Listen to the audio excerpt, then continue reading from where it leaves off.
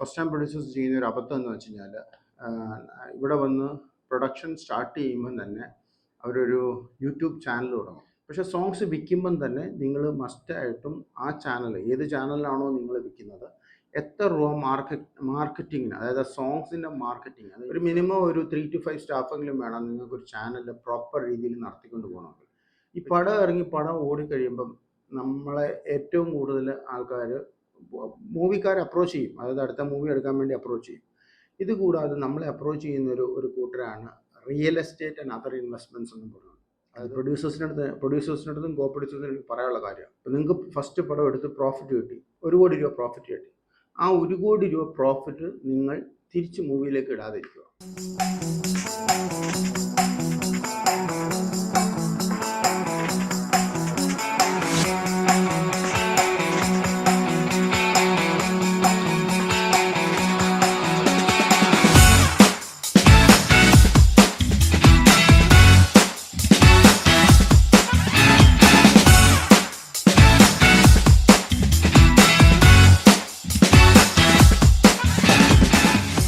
Welcome back to the channel friends.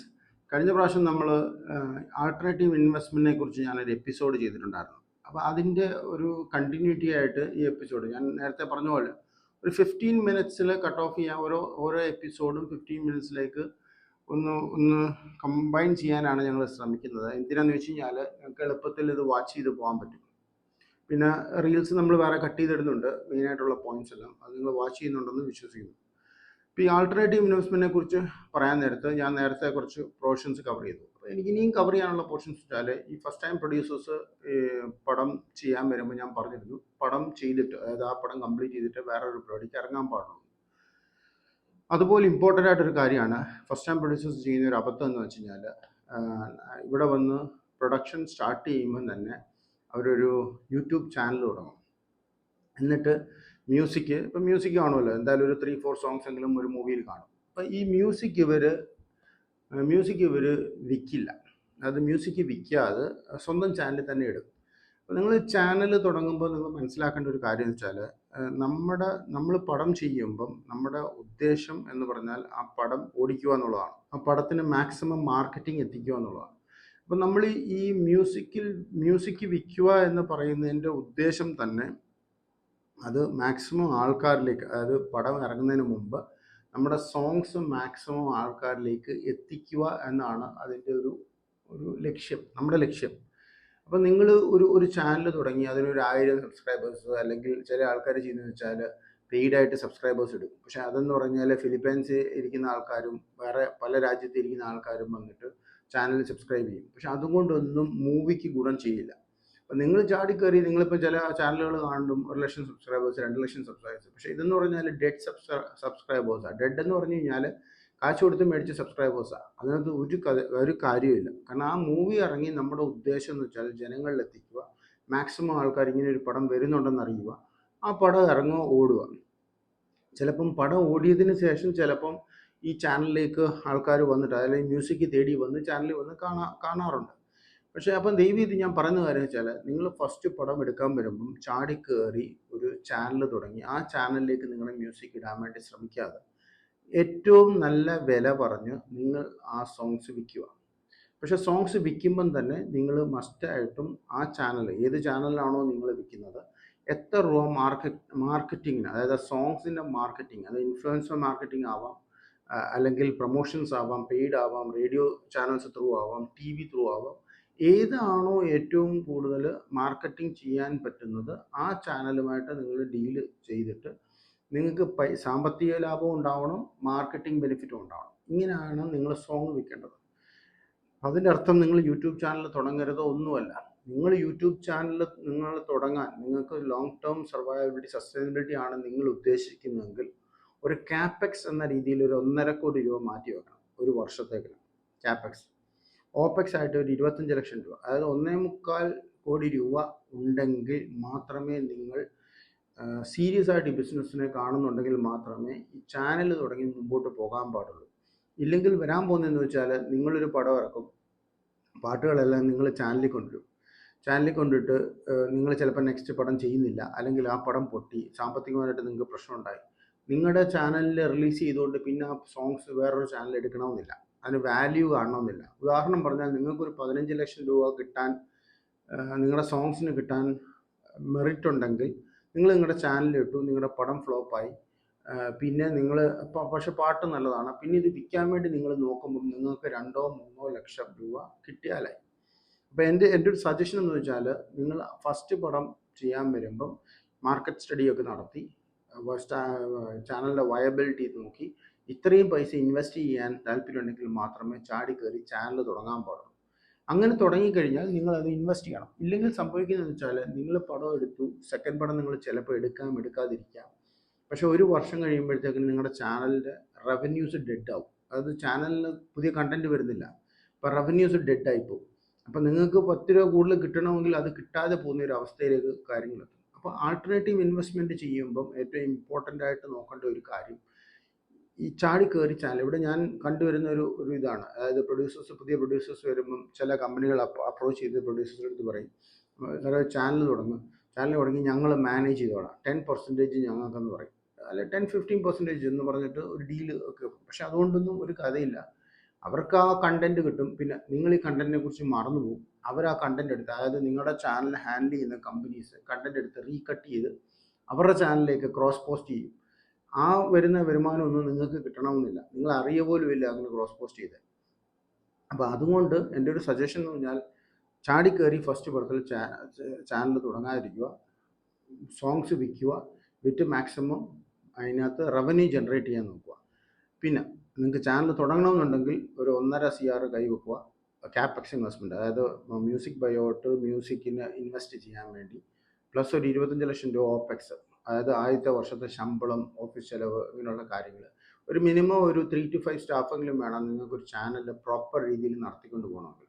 അപ്പോൾ ഇത്രയും സ്റ്റാഫും വെച്ചിട്ട് ഇത് ഓപ്പറേറ്റ് ചെയ്ത് മുമ്പോട്ട് കൊണ്ടുപോകാനാണെങ്കിൽ മാത്രമേ നിങ്ങൾ ഇതിന് ഇറങ്ങിത്തിരിക്കാവൂ. ഇത് 1 വർഷത്തെ ഓപ്പറേഷൻ കോസ്റ്റാണ് ഞാൻ നിങ്ങളുടെ പറഞ്ഞത്. സെക്കൻഡ് ഇയർ ആകുമ്പോൾ ഇതേ കോസ്റ്റ് മുടങ്ങും. പക്ഷെങ്കിൽ ഈ ആദ്യത്തെ വർഷം ക്യാഷ് ബേൺ ആണ്. ക്യാഷ് ബേൺ എന്ന് പറഞ്ഞാൽ തിരിച്ചിങ്ങോട്ടൊന്നും കിട്ടത്തില്ല. നിങ്ങൾ ആദ്യത്തെ വർഷം ഈ പൈസ മുടക്കി സെക്കൻഡ് ഇയറിൽ വീണ്ടും ഈ പൈസ മുടക്കുമ്പോഴാണ് നിങ്ങൾക്ക് പൈസ തിരിച്ചു കിട്ടി തുടങ്ങുന്നത്. നിങ്ങൾ ഈ മുടക്കുന്ന പൈസകളെല്ലാം നിങ്ങൾക്കൊരു 5 ഇയർ ആകുമ്പോൾ ബ്രേക്ക് ഈവൻ ആവും. തീർച്ചയായിട്ടും ഇത്രയും കണ്ടിന്യൂസ് ആയിട്ട് നിങ്ങൾ പൈസ മുടക്കാൻ ഇറങ്ങുവാണെങ്കിൽ 5 ഇയറിൽ ബ്രേക്ക് ഈവൻ ആവും. പക്ഷേ ഈ ചാനൽ, അത് യൂട്യൂബ് ചാനലായാലും മറ്റേ ഓഡിയോ റൈറ്റ്സ് ആയാലും, ഇത് കോൺസ്റ്റൻ്റ് ആയിട്ട് കണ്ടന്റ് ലോഡ് ചെയ്താൽ മാത്രമേ നിങ്ങളുടെ ചാനൽ അപ്ലിഫ്റ്റ് ചെയ്ത് കിടക്കത്തുള്ളൂ. കോൺസ്റ്റന്റ് കണ്ടന്റ്, അതായത് ഓൾമോസ്റ്റ് എവറി ഡേ നിങ്ങൾക്ക് ഒരു കണ്ടന്റ് ലോഡ് ചെയ്യുന്ന രീതിയിലേക്ക് നിങ്ങൾ വളരണം. So I am talking 1,000 to 5,000 content. നിങ്ങളൊരു ബിഗർ റവന്യൂ സ്ട്രീം നിങ്ങൾക്ക് കാണണമെങ്കിൽ ഒരു 5,000 കണ്ടന്റെങ്കിലും നിങ്ങൾക്ക് വന്നാൽ മാത്രമേ നിങ്ങൾക്ക് ആ ബിഗർ റവന്യൂ സ്ട്രീം കാണാൻ പറ്റത്തുള്ളൂ. അത് ബിഗർ സ്കെയിൽ കൂടുന്നത് അവിടെയൊക്കെയാണ്. അപ്പോൾ ഇതാണ് എൻ്റെ ആൾട്ടർനേറ്റീവ് ഇൻവെസ്റ്റ്മെൻറ്റിൻ്റെ ഒരു സജഷൻ. പിന്നെ ആൾട്ടർനേറ്റീവ് ഇൻവെസ്റ്റ്മെൻറ്റ് പോസ്റ്റ് റിലീസ് കുറച്ച് സജഷൻസ് ഉണ്ട്. അതായത് നമ്മൾ പോസ്റ്റ് റിലീസ്, അതായത് പടം ഇറങ്ങി പടം ഓടി ഒക്കെ ചെയ്യുമെന്ന് വെച്ചാൽ, ഞാൻ യൂണിറ്റിൻ്റെ കാര്യത്തിലൊക്കെ ഉണ്ട്. ഈ പടം ഇറങ്ങി പടം ഓടിക്കഴിയുമ്പം നമ്മളെ ഏറ്റവും കൂടുതൽ ആൾക്കാർ മൂവിക്കാരെ അപ്രോച്ച് ചെയ്യും, അതായത് അടുത്ത മൂവി എടുക്കാൻ വേണ്ടി അപ്രോച്ച് ചെയ്യും. ഇത് കൂടാതെ നമ്മളെ അപ്രോച്ച് ചെയ്യുന്ന ഒരു കൂട്ടരാണ് real estate and other investments എന്ന് പറയുന്നത്. അതായത് അവിടെ ഒരു സ്ഥലം കിടപ്പുണ്ട്, ഇവിടെ ഒരു ബിൽഡിംഗ് കിടപ്പുണ്ട്, നമുക്ക് അവിടെയൊക്കെ ഫണ്ട് ഇടാം. അല്ലെങ്കിൽ ശ്രീലങ്കയിൽ കാസിനോ ഉണ്ട്, അവിടെ നമുക്ക് ഫണ്ട് ഇൻവെസ്റ്റ് ചെയ്യാം. അല്ലെങ്കിൽ ഇന്നടത്ത് ഇന്ന സംഭവം ഉണ്ട്, അവിടെ ഇൻവെസ്റ്റ് ചെയ്യാം എന്ന് പറഞ്ഞുകൊണ്ട് നമ്മുടെ ഈ ചക്രക്കൂട്ടത്തിൽ ഈച്ച പൊതിയുന്ന പോലെ കുറേ ഈ ഇൻഡസ്ട്രിക്ക് അകത്തും പുറത്തുമുള്ള ചില ആൾക്കാരുണ്ട്. അവർ നിങ്ങളെ വന്ന് അപ്രോച്ച് ചെയ്യും. ദയവ് ചെയ്ത് എനിക്ക് പുതിയ പ്രൊഡ്യൂസേഴ്സിൻ്റെ അടുത്ത് പറയാനില്ല, നിങ്ങളൊരു യുഫോറിക് മൂവ്മെൻ്റ് ആയിരിക്കും. ഞാൻ നേരത്തെ പറഞ്ഞ പോലെ എക്സൈറ്റഡ് മൂവ്മെൻ്റ് ഉണ്ടല്ലോ. ഈ പടം വിജയിച്ചു, അതായത് നിങ്ങളൊരു 5 കോടി രൂപ കൊണ്ടുവന്നു, പടം കയറി ഹിറ്റ് അടിച്ചു, ഒരു 10 കോടി രൂപ നിങ്ങൾക്ക് കിട്ടി, 5 കോടി രൂപ ലാഭം കിട്ടി. അപ്പം നിങ്ങൾ അത് എത്രയും വേഗം എവിടെയെങ്കിലും ഒന്ന് ഇൻവെസ്റ്റ് ചെയ്യണം, അല്ലെ അടുത്ത പടത്തിലേക്ക് കയറണം എന്നും പറഞ്ഞുകൊണ്ടാണ് നിങ്ങളിരിക്കുന്നത്. പക്ഷെ ഇങ്ങനെയുള്ള ഡീൽസിലൊന്നും പോയി പെടാതിരിക്കുക. നിങ്ങൾ സ്റ്റെപ്പ് ബാക്ക് എടുത്ത് let the money stay with you for quite some time. അതായത് നിങ്ങളുടെ ലാഭം ഉണ്ടല്ലോ, ഓഡിറ്റ് പർപ്പസൊക്കെ അത് ഞാൻ വേറൊരു ഇതിൽ കവർ ചെയ്ത് തരാം. ഓഡിറ്റ് പർപ്പസിൽ നമുക്ക് ടാക്സ് അടയ്ക്കേണ്ടി വരും, അഡ്വാൻസ് ടാക്സ് അടയ്ക്കേണ്ടി വരും, അത് വേറെ സബ്ജക്റ്റ്. അതിന് ഇൻവെസ്റ്റ്മെൻറ്റ്സിന് വേറെ രീതികളുണ്ട്, അത് നിങ്ങൾ ചെയ്യേണ്ടി വരും. പക്ഷേ ദയവ് ചെയ്ത് എനിക്ക് പറയാനുള്ളതെന്ന് വെച്ചാൽ, ചാടിക്കയറി അങ്ങനെയുള്ള real estate investments, alternative investments ഇങ്ങനെ വരുന്ന ആൾക്കാരുടെ കൂടെ ഒന്നും കൂടാ. കാരണം നിങ്ങളുടെ പൈസ നിങ്ങളുടെ നിന്ന് എത്രയും വേഗം ഊറ്റിയെടുക്കുക. കാരണം നിങ്ങളുടെ എക്സൈറ്റ്മെൻറ്റ് ഫേസിലാണല്ലോ. എത്രയും വേഗം നിങ്ങൾ ഊറ്റിയെടുക്കുക എന്നുള്ള ഒറ്റ ചിന്ത മാത്രമേ ഈ വരുന്ന ആൾക്കാർക്കുള്ളൂ. അപ്പോൾ അവിടെ നിങ്ങൾ ചെയ്യേണ്ടതെന്ന് വെച്ചാൽ saying in English called let the money sleep. നിങ്ങൾ ആ പൈസ ഒന്നും ചെയ്യാതെ ഇടണം.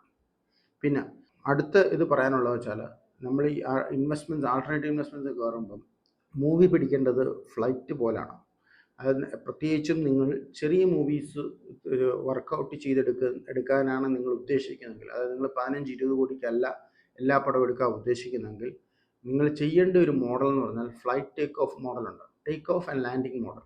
അതെന്താണെന്ന് വെച്ച് കഴിഞ്ഞാൽ, നമ്മൾ ആദ്യം പടം എടുക്കാൻ ഇറങ്ങി, ഒരു 4 കോടി രൂപ ബഡ്ജറ്റായി. അപ്പോൾ നിങ്ങൾക്കൊരു കോൺഫിഡൻസ് വന്നു, പടം ഓടിയെന്ന് വിചാരിക്കുക, നിങ്ങൾക്കൊരു കോൺഫിഡൻസ് വന്നു. രണ്ടാമത്തെ പടം നിങ്ങൾ എടുക്കാൻ വരുമ്പം നിങ്ങളുടെ കോൺഫിഡൻസ് നിങ്ങളുടെ കൂടുണ്ട്. അപ്പോൾ നിങ്ങളൊരു 5-6 കോടി രൂപയ്ക്ക് പടം എടുക്കും. അപ്പം അതും വിജയിച്ചു എന്ന് വിചാരിക്കും. അപ്പോൾ നിങ്ങൾക്ക് കോൺഫിഡൻസ് വീണ്ടും കൂടും. മൂന്നാമത്തെ പടം എടുക്കുമ്പോൾ നിങ്ങളൊരു 10-12 കോടി രൂപയ്ക്ക് പടം എടുക്കും. ബിക്കോസ് മറ്റേ പടത്തിൻ്റെ ലാഭവും മറ്റേ പ്രിൻസിപ്പളും ലാഭവും നിങ്ങളുടെ കയ്യിലുണ്ട്. അപ്പോൾ നിങ്ങൾ വീണ്ടും മൂന്നാമത്തെ പടം വലിയ പടം എടുക്കും.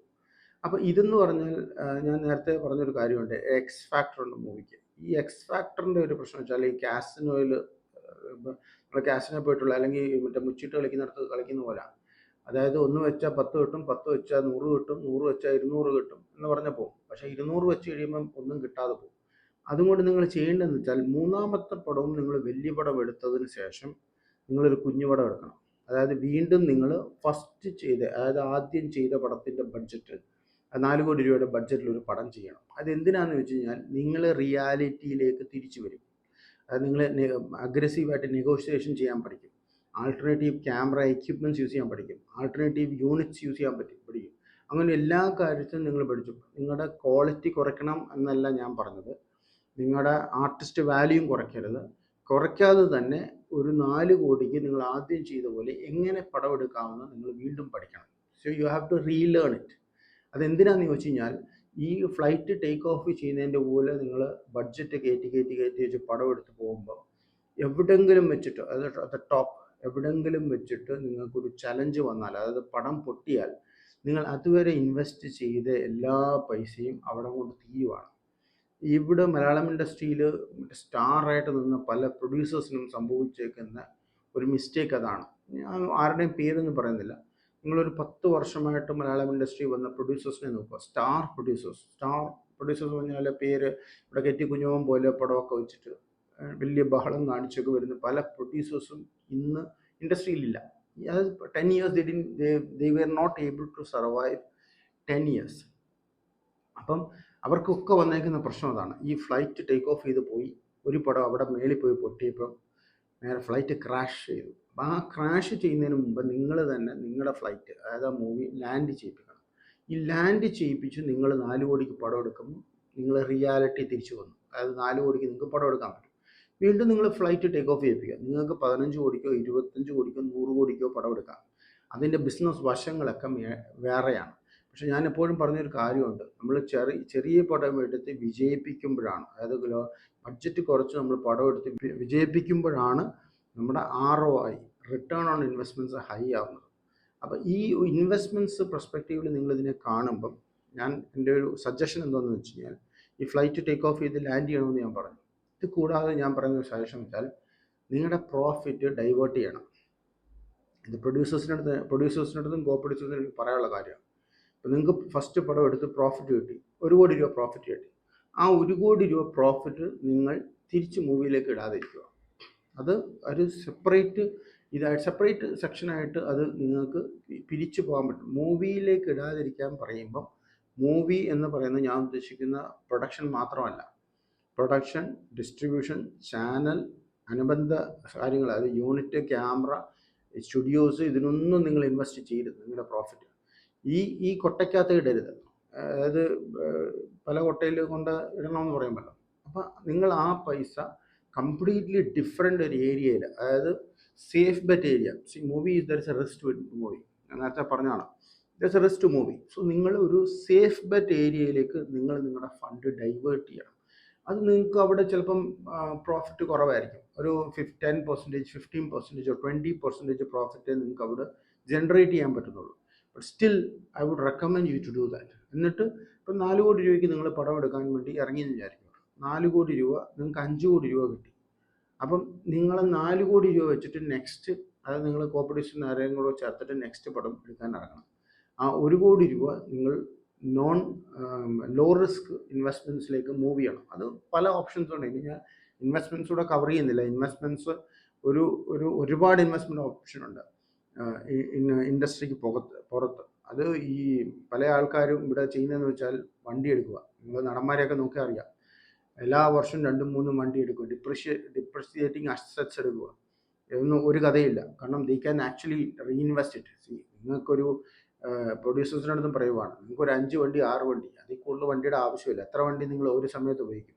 ഇപ്പം നിങ്ങളുടെ വീട്ടിൽ വൈഫും നിങ്ങളും വണ്ടി ഓടിക്കുന്നവരാണെങ്കിൽ 3 വണ്ടി വേണം. 2 വണ്ടി ഉണ്ട്, തേർഡ് വണ്ടി ആൾട്ടർനേറ്റീവായിട്ട് കിടക്കും. പക്ഷേ 5, 6, 8, 10 വണ്ടിയൊക്കെ മേടിച്ചിരുന്ന ആൾക്കാരുണ്ട്. And that way depreciating asset. So investments divert ചെയ്യുമ്പോൾ ഞാൻ പറയുന്ന വണ്ടി എടുക്കണമെന്നല്ല. There is other investments areas very have to divert. പിന്നെ ഇൻവെസ്റ്റ്മെൻറ്റ്സ് എന്തൊക്കെയാണ് ഞാൻ പറഞ്ഞു തരേണ്ട കാര്യമില്ല. You already know, you go and check with your financial consultant. അപ്പോൾ ഇതാണ് ആൾട്ടർനേറ്റീവ് ഇൻവെസ്റ്റ്മെൻറ്റിനെ കുറിച്ച് എനിക്ക് ഈ കഴിഞ്ഞ എപ്പിസോഡിൻ്റെ കണ്ടിന്യൂറ്റി ആയിട്ട് പറയാനുള്ളത്. ഇത്രയും കാര്യങ്ങൾ നിങ്ങൾ നോക്കുകയാണെങ്കിൽ you have A smooth sale in the industry. അപ്പോൾ എന്തെങ്കിലും ക്വസ്റ്റ്യൻസ് ഉണ്ടെങ്കിൽ ഞാൻ ആൾട്ടർനേറ്റീവ് ഇൻവെസ്റ്റ്മെൻറ്റ്സ് ചിലപ്പം കവർ ചെയ്ത്, ഇനിയും പോയിന്റ്സ് വരുമ്പോൾ ഞാനത് നെക്സ്റ്റ് എപ്പിസോഡിൽ കവർ ചെയ്യാം. But I believe I have covered the major area of alternative investments. Anyway guys, thank you very much for listening to my channel. എനിക്ക് സബ്സ്ക്രൈബ് ചെയ്തതിനും എന്നെ ചാനൽ വാച്ച് ചെയ്തതിനൊക്കെ താങ്ക്സ് ഉണ്ട്. നിങ്ങൾക്ക് എന്തെങ്കിലും ഡൗട്ട്സ് ഉണ്ട്, പേഴ്സണൽ ക്വസ്റ്റ്യൻസ് ആണെങ്കിൽ പോലും നിങ്ങൾക്ക് എൻ്റെ അടുത്ത് എഴുതി ചോദിക്കാവുന്നതാണ്. എന്നാൽ കഴിയുന്ന ഉത്തരം ഞാൻ അതിന് തരുകയും ചെയ്യും. പിന്നെ നിങ്ങൾക്കറിയാമല്ലോ, ഞാൻ ആരുടെയും പേരുകളൊന്നും എൻ്റെ ചാനൽ യൂസ് ചെയ്യാറില്ല. എക്സാമ്പിൾസ് ആയിട്ട് ഞാനങ്ങ് പറഞ്ഞു പോകാറേ ഉള്ളൂ. അപ്പം ദയവ് ചെയ്ത് നിങ്ങൾ എന്തെങ്കിലും ക്വസ്റ്റ്യൻസ് ഉണ്ടെങ്കിൽ എഴുതി അറിയിക്കുക. ഞാനത് ഡെഫിനറ്റായിട്ട് ആൻസർ ചെയ്യുന്നതായിരിക്കും. Thank you.